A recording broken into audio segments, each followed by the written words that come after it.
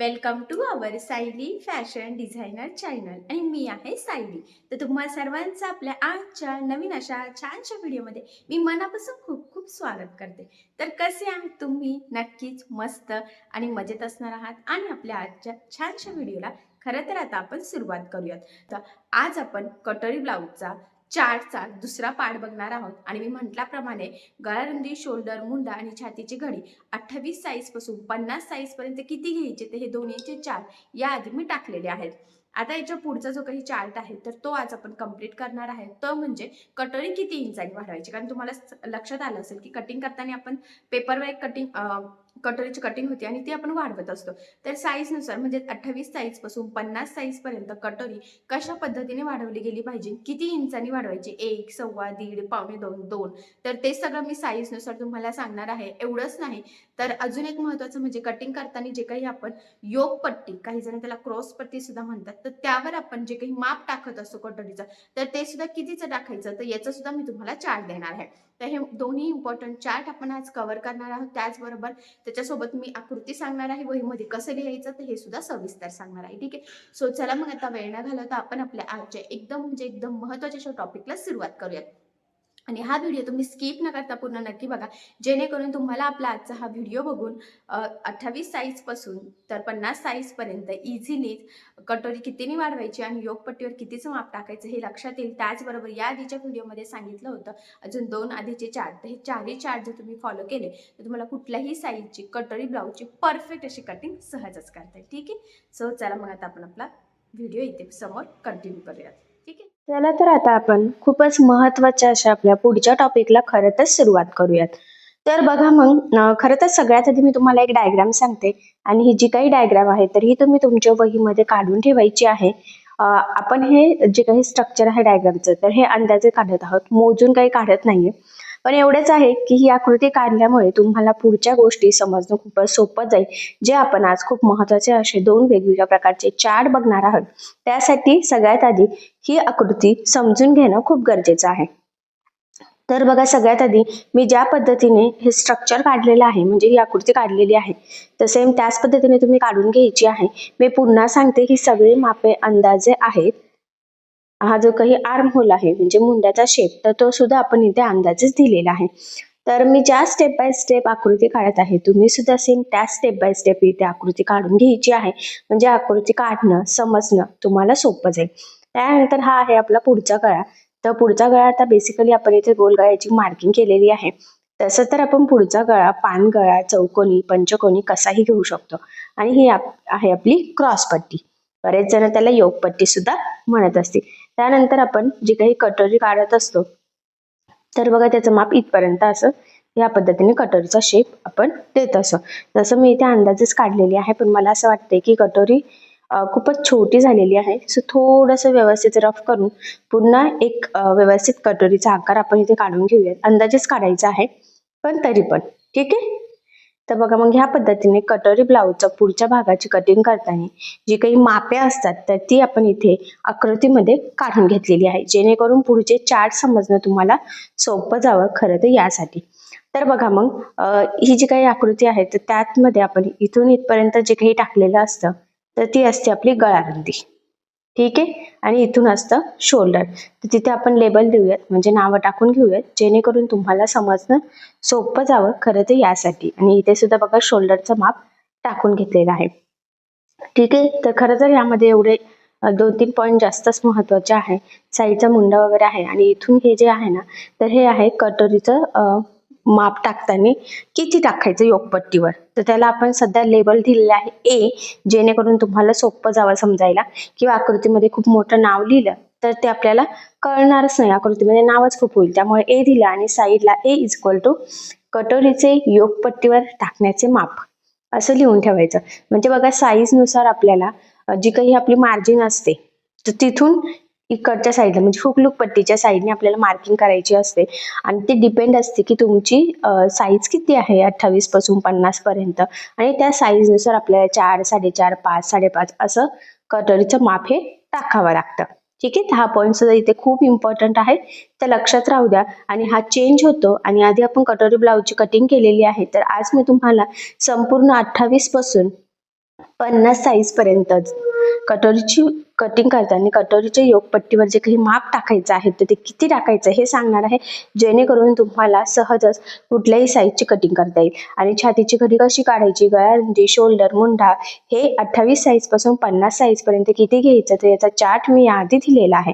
So त्याची link मी तुम्हाला description बॉक्समध्ये देते, जेणेकरून तुम्हाला ते चार्ट आणि आजचे हे 2 चार्ट असे चारही चार्ट फॉलो करून कटोरी ब्लाऊजची कुठल्याही साईजची परफेक्ट कटिंग करणं खूपच सोपं जाईल. ठीक आहे, नक्कीच तुम्ही ती आकृती काढून घेतलेली असेल. आणि आता आपण सगळ्यात आधी आपल्या जो काही पहिला चार्ट आहे तर त्या चार्टला इथे खरं तर सुरुवात करूयात.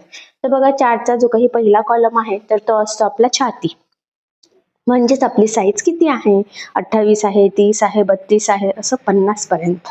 ठीक आहे, त्यानंतर पुढचं आहे आपलं कटोरीचे योगपट्टीवर टाकण्याचं माप, जे काही आता मी तुम्हाला आकृतीमध्ये दाखवलेलं आहे तर ते माप किती टाकायचं साईजनुसार. तर त्याचा एक कॉलम, म्हणजे फक्त 2च कॉलम आहे, एक आहे साईजचा म्हणजे छातीची साईज आणि दुसरं आहे कटोरीचा. आणि ब्रॅकेटमध्ये मी ए लिहून ठेवला, जेणेकरून तुम्हाला हा ए आकृतीमध्ये कुठे आहे तर हे सहजच लक्षात यावं यासाठी. ठीक आहे, तर बघा आता सुरुवात करूया. सगळ्यात छोटी साईज आहे आपली 28. ठीक आहे, तर 28 साठी आपण घेत असतो 4 इंचाचं माप. आता याचं कुठलंही कॅल्क्युलेशन वगैरे काहीच नाहीये, याचं मी तुम्हाला डायरेक्ट चार्ट देते आणि चार्ट फॉलो करून तुम्ही साईजनुसार तसं मार्किंग करायची आहे. ठीक आहे, त्यानंतर 30 साठी आहे 4 इंच, 32 साईज साठी आहे 4 इंच, म्हणजे 28, 30 आणि 32 या तिन्ही साईज साठी योगपट्टीवर जे काही माप टाकतो आपण तर ते सेमच आहे, म्हणजे किती आहे 4 इंच. ठीक आहे, त्यानंतर पुढची साईज आहे 34. तर 34 साईज साठी आपल्याला टाकायचं असतं 4.5 इंच मार्किंग, म्हणजे जिथून आपण मार्जिन ऍड करतो ना लास्ट साईडने, तिथून योगपट्टीकडे टाकण्याचं माप. आणि म्हणजे तिथपर्यंत आपला कटोरीचा शेप हा यायचाच असतो, जसं कटिंगचा व्हिडिओ बघून तुमच्या लक्षात येईलच. ठीक आहे, आता याचे पुढचे जे काही माप आहेत साईज तर ते तुम्ही ह्याच चार्टमध्ये कंटिन्यू करायचे आहे. बोर्डवर जागा नव्हती म्हणून मी रफ करून लिहिलेलं आहे. ठीक आहे, पुढची साईज आहे 36. तर 36 साठी घ्यायचं आहे 4.5 इंच. त्यानंतर आहे 38. 38 साईज साठी सुद्धा घ्यायचं आहे आपल्याला 4.5 इंच. ठीक आहे, म्हणजे 34, 36 आणि 38 साठी 4.5, 28, 30 आणि 32 साठी 4. ठीक आहे, कधी कधी 38 साईज साठी कटोरी जर छोटी होत असेल तर 5 सुद्धा आपण टाकू शकतो, जर कटोरीचा शेप मॅच होत नसेल तर. बऱ्याचदा ते तुमचं ब्लाऊजची उंची, गळा, मुंडा किती आहे यावर डिपेंड असतं.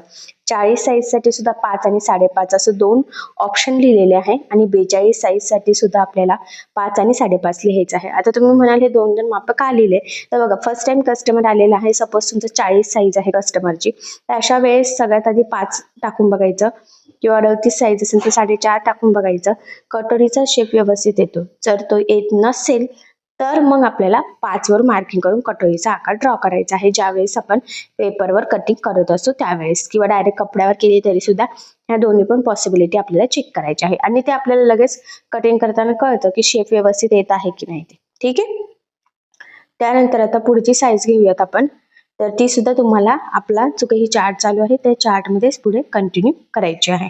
ठीक आहे, तर पुढची जी काही साईज आहे तिची आहे 44. तर 44 साईज साठी आपल्याला किती माप टाकायचं आहे, 5 इंचाचं. आणि जर का कटोरीचा आकार व्यवस्थित येत नसेल तर मग 5.5 टाकायचा आहे. तर हा पॉईंट खूप इम्पॉर्टंट आहे, लक्षात राहू द्या. आधी 5ला मार्किंग करून घ्यायची आणि आपलं जे काही कटोरीचा आकार आहे तो द्यायचा. कटोरीचा आकार जर व्यवस्थित गोलाकार येत नसेल, खूप आतमध्ये जात असेल, तर अशा वेळेस मग आपल्याला 5.5 टाकायचं आहे.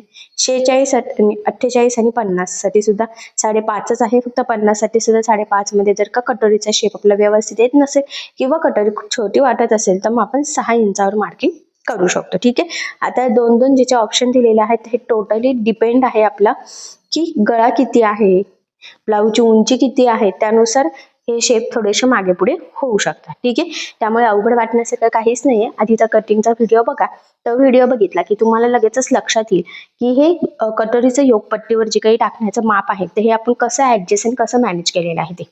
ठीक आहे, तर बघा, मग टोटली आपला हा चार्ट इथे कम्प्लीट झालेला आहे. आणि 28 पासून 50 साईज पर्यंत मी छाती आणि कटोरीचं योगपट्टीवर टाकण्याचं माप, म्हणजे साईजनुसार, छातीच्या साईजनुसार किती टाकायचं तर हे सांगितलेलं आहे. खूप महत्त्वाचा पॉईंट कव्हर केलेला आहे. आणि हा चार्ट फॉलो करून तुम्हाला कुठल्याही कटोरी साईजचं सहजच मार्किंग करता येईल कटोरीचं. ठीक आहे, हा झाला आपला पहिला चार्ट. आता आपण पुढचा चार्ट घेऊयात.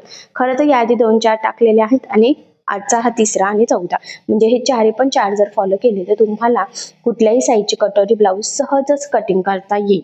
सहज म्हणजे सहज, इतक्या सोप्या पद्धतीने आणि इतके महत्त्वाचे पॉईंट खरं तर आपण इथे कव्हर केलेला आहे. त्यानंतर आपला जो काही पुढचा चार्ट आहे तर त्या चार्टला सुरुवात करूयात. आणि तो आहे की तुम्हाला माहित आहे खरं तर आपण जी काही कटोरी असते तर ती वाढवत असतो. आता साईजनुसार ती कितीने वाढवायची तर याचा हा महत्त्वाचा चार्ट आहे. त्यामध्ये पहिला कॉलम आहे छाती, म्हणजेच तुमची छातीची साईज किती आहे, आणि दुसरा आहे कटोरी वाढवणे, म्हणजे साईजनुसार कटोरी कितीने वाढवायची. ठीक आहे. आता इथे सुद्धा 28 पासून ते 50 साईज पर्यंत मी तुम्हाला डिटेलमध्ये सांगणार आहे. म्हणजे हा चार्ट सुद्धा फॉलो करून तुम्हाला कुठल्याही साईजची कटोरी सहजच वाढवता येईल. तर बघा 28 साईज साठी कटोरी वाढवत असतो आपण 1 इंचानी. त्यानंतर 30 साईज साठी आपण कटोरी वाढवत असतो 1 इंचानी. ठीक आहे. त्यानंतर पुढची साईज आहे 32. तर 32 साठी आपण कटोरी वाढवत असतो 1 ने किंवा 1.25 इंचानी. म्हणजे 32 साईज असेल तर सगळ्यात आधी 1 इंचानी कटोरी वाढवून बघायची. जर कस्टमरला ती टाईट वाटत असेल तर नेक्स्ट ब्लाऊजला 1.25 इंचानी कटोरी वाढवायची. ठीक आहे.